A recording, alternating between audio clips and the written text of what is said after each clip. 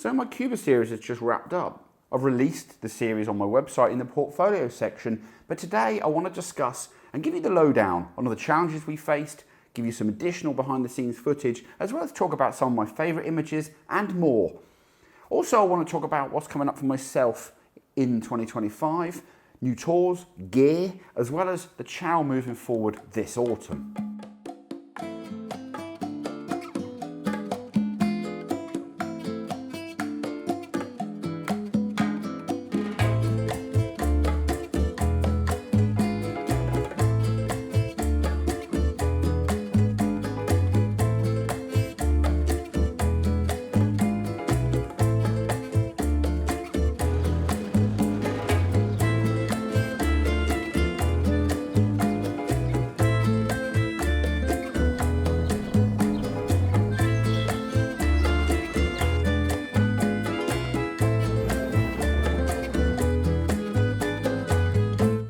So first up, there's a lot to cover with Cuba. So this first section is going to be about that. And I'm going to dive straight in because I don't want this video to drag on for hours. So first of all, let's talk a bit about the base level on Cuba, the challenges we face, but also I'm going to just give you a bit of backstory as to my own approach going there for the first time. 2014-15, about a decade ago, the sort of Obama era of Cuba, let's call it. They had some embargoes that were being, let's call it loosened off, trade agreements loosened off. There was even cruise ships docking at the ports in Havana and beyond. Personally, that meant my research I found online, there seemed to be a lot of photos and information from that period, which was very much outdated prior to going. Greg's visit was also way further back than that, so he also had challenges getting up-to-date information too. We approached it as I was looking at the research for locations and he was doing a lot of the research on accommodation, drivers, finding logistics, working that stuff out. So that's the kind of backstory there. Then, of course, just before COVID, we had the period where Obama changed out and Trump came into power. That meant that things on the ground in Cuba got a little bit tougher, restrictions got tightened, some of the trade deals kind of like fell off. They were put back on ban lists, and those cruise ships, importantly, stopped coming in to dock. Then COVID came. And of course, you've got a country there where there's just reliant on tourism. They need that money. They want that money coming in. When COVID happened, a lot of flights around the world basically stopped traveling to the island, as it did in many other places too. And the thing is the ones in Europe never really came back. The problem was all of us had priorities after COVID, like our families, our friends. We had events, we had plans, holidays that we postponed. And Cuba is more like a bucket list location rather than like an immediate travel plan, right? So COVID didn't really sort of come to a close for sort of Cuba really until sort of 2024. And by then, tourism had tailed off to such a point that it had kind of almost 4 years of no real tourism money coming in.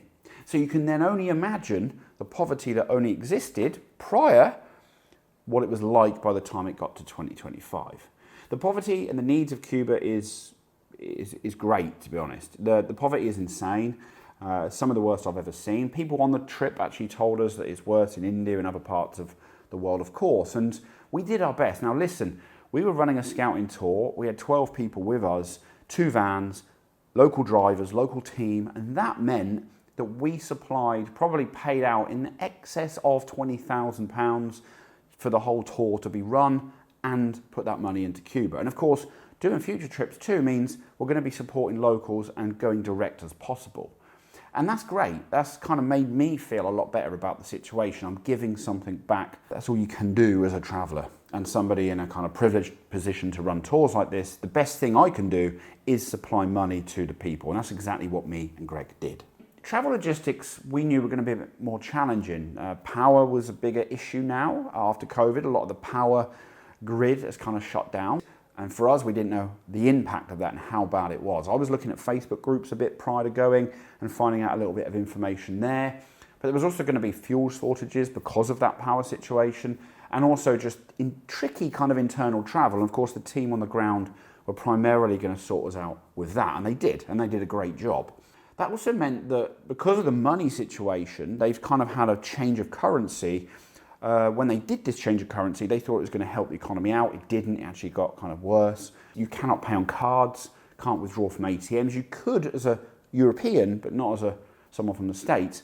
But to do that, you'd be getting the official bank rate, and it's a bit like Lebanon. Basically, the street value is much, much greater than the bank rate that they're going to give you. So that meant no ATMs, no card payments, and meant that just before the trip, me and Greg decided that we would control all of the money for the entire group. Food, drinks, you name it, goes through me. We have stacks of Cuban cash and then had to pay things in that way. So initially I was kind of very disappointed in the quality of the buildings that were left. There was lots of stuff I had actually saved in a Google Drive. And when I got there, I went looking around, I took a taxi, I sort of looked around prior to the group and Greg even turning up. And my initial thoughts was, this is a little bit underwhelming. There was not that much there for us to go on. And we were finding that there was a lot of challenges around locations. During sort of 2014-15, when that travel was going on, Rihanna had actually done a sort of model shoot all across the city of Havana. And a lot of the key locations were basically, from that point on, kind of a bit more locked down or very expensive to book for a group. We're talking like in excess of 2,000 euros for a group to come to shoot, say, a mansion in Havana. That meant that like I had to rely on sort of researching while I was on the go. But the problem was the data was intermittent. The eSIM was awful. I ended up turning it off and relying on the local SIM, which was very slow and difficult to kind of research on the go. But that's what I had to rely on. And being able to kind of look at something and then go check, it was much easier to do it that way than it was in advance of going. That's kind of what I found anyway. And I would say without being there and without Spanish, those two things make it fairly impossible to go to Cuba and actually find a bunch of cool interiors to shoot. What we did find in the end and what I did shoot after the group left too, I'm now looking back much more proud of, and I'm very happy that we did it. And that's the thing, the locations actually are fantastic. It's just all about the same stuff as usual. It's how, when, where, getting comfortable with the country, best time of day to shoot that location and more. And that's the thing. The street photography in Cuba is unbelievable. It's stunning. I mean, the blend of architecture make it truly incredible. And when you mix in those cars and the people and the interactions that you're having, once you're comfortable with it, it's fantastic. And that's the thing.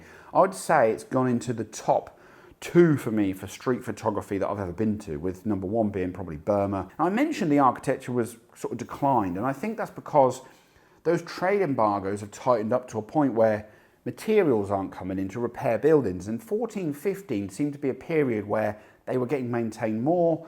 There was a lot of, whether that's good or bad, I don't know, but they were trying to, good for the architecture and the people, but bad in terms of they weren't finished. And a lot of stuff got kind of stripped out and left and never kind of made right. And that meant that it was kind of not worth shooting. It was kind of difficult. Then there's just the Spanish barrier. Once obviously Greg left, that left me just with the driver, and that was an amazing contact, Henry.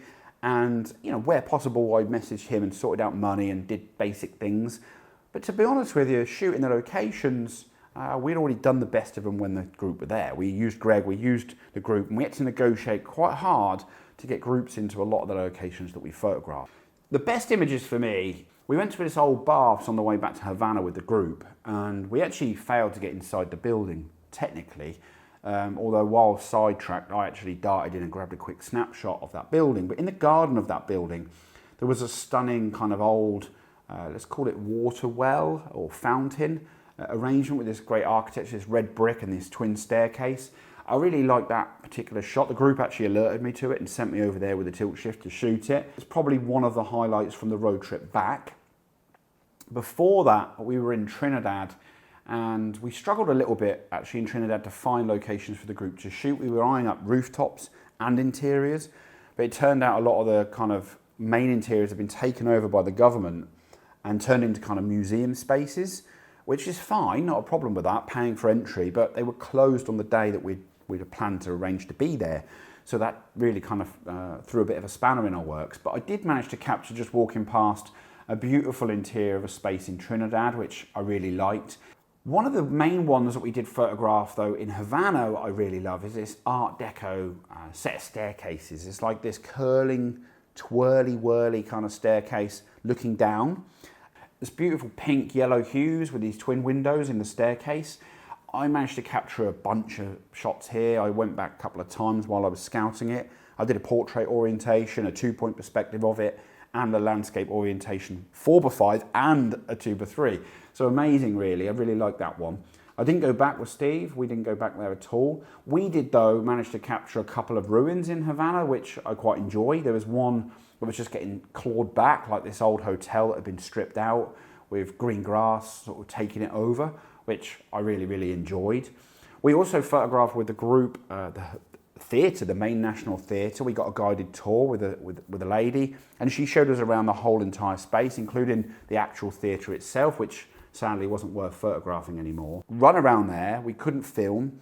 We could, but there's just no time. The building was spectacular, to be honest, and I managed to capture a whole bunch of photos in that particular place.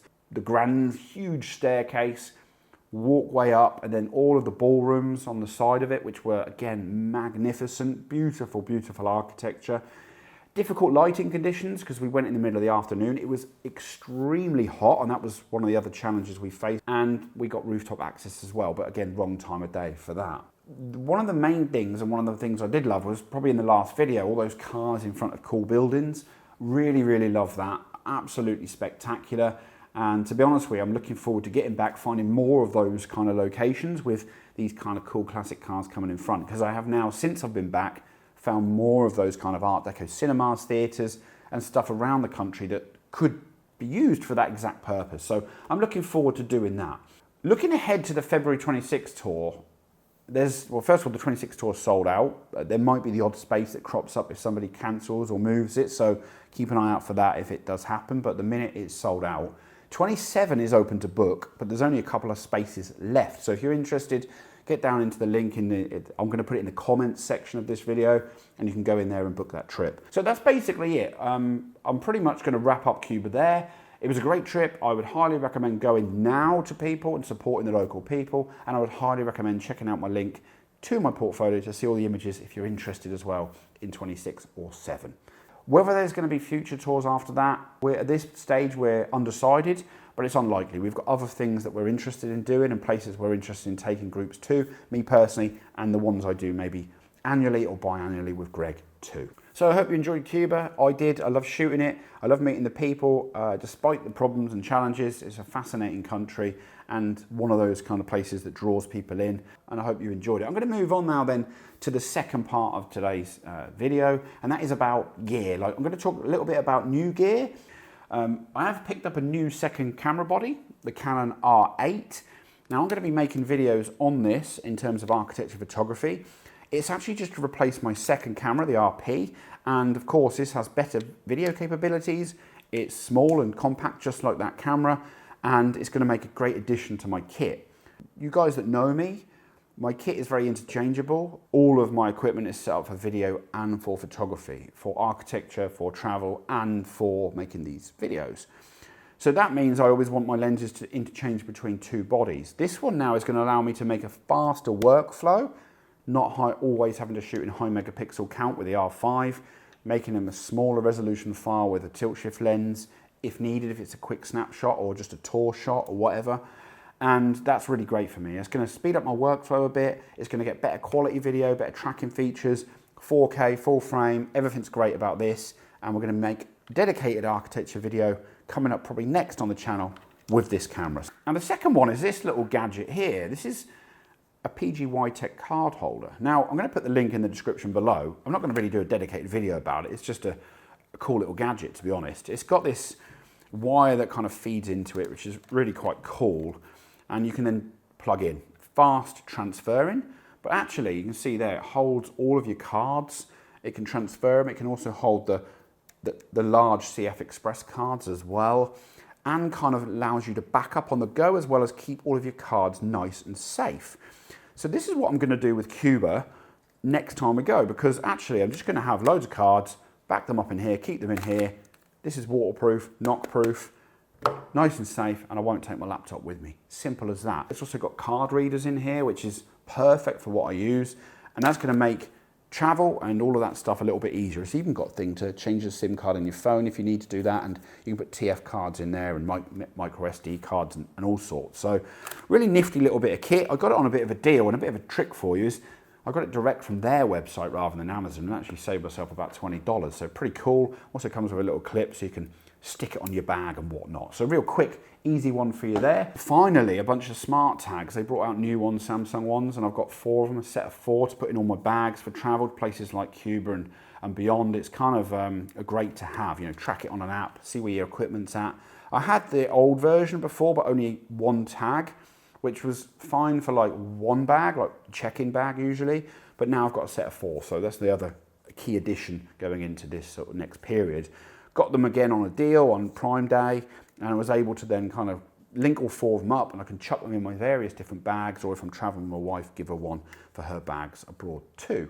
Thanks very much for watching the Cuba series. When I was uploading, trying to get up to date on my schedule, the videos weren't going down that well. The Romania ones, thinking about it, the Montenegro, I was trying to build up to the Cuba stuff. It's not ideal. It's not easy to do YouTube these days. There's a lot of content for you guys to watch, TVs, shows, I get it, podcasts. So thank you very much for watching that series, and if you're here all the time, thank you very much for watching a lot of my content. I'm trying to show you something a little bit different to what's out there already, a lot of landscape channels, and I just feel like what I do is a little bit unique. So just talking then about that, I'm gonna then try and keep my part of the bargain. What I'm gonna do is shift my schedule on uploads ever so slightly while I'm busy this autumn to make sure that I consistently upload and keep the algorithm happy and you guys happy too. Keep you on board. What I'm going to be doing is uploading now bi-weekly, so every 2 weeks on a Tuesday, same time, rather than weekly, because I feel like when I'm on the road leading trips and workshops, it's very difficult for me to then keep these videos weekly and of course make good content. And I want to make good content. If you can get the bell notification and tick it on, be notified when I upload a video, that would help the channel out a lot more. The subscribe, I notice these days, it doesn't tend to get into your feed. It's like what you've latest been watching. So if you've been watching my stuff, it will come in your feed, but without having the bell notification ticked, it's better to do that and you'll be alerted when I do my bi-weekly videos from this point on. Probably till December-ish. I'm doing a scouting tour, literally going next week. Macedonia, landing in Schiphol, going across into Albania. I've even hired a small team there to take us into the mountains. I've got 3 others joining me, so a small group to do a bit of a scout, just an 8-day thing. I'm back here for 2 days, off to Sicily workshop for 8 days, over to Armenia and Georgia for a sort of a scout kind of private tour through Georgia. Literally that's for 10, 12 days, so quite long there in October. Followed by the next hidden photo tour with Greg in Croatia and Montenegro this fall. And then finally, I wrap up the year and the autumn schedule, busy autumn schedule, back here in Turkey with another sold out workshop. If there's anything that you actually want to see on the channel in the future, some sort of tips or ideas, or if you've got some sort of feedback for me, then please do leave a comment down in the description below. Of course, as always, I'll try and respond to everybody as I usually do.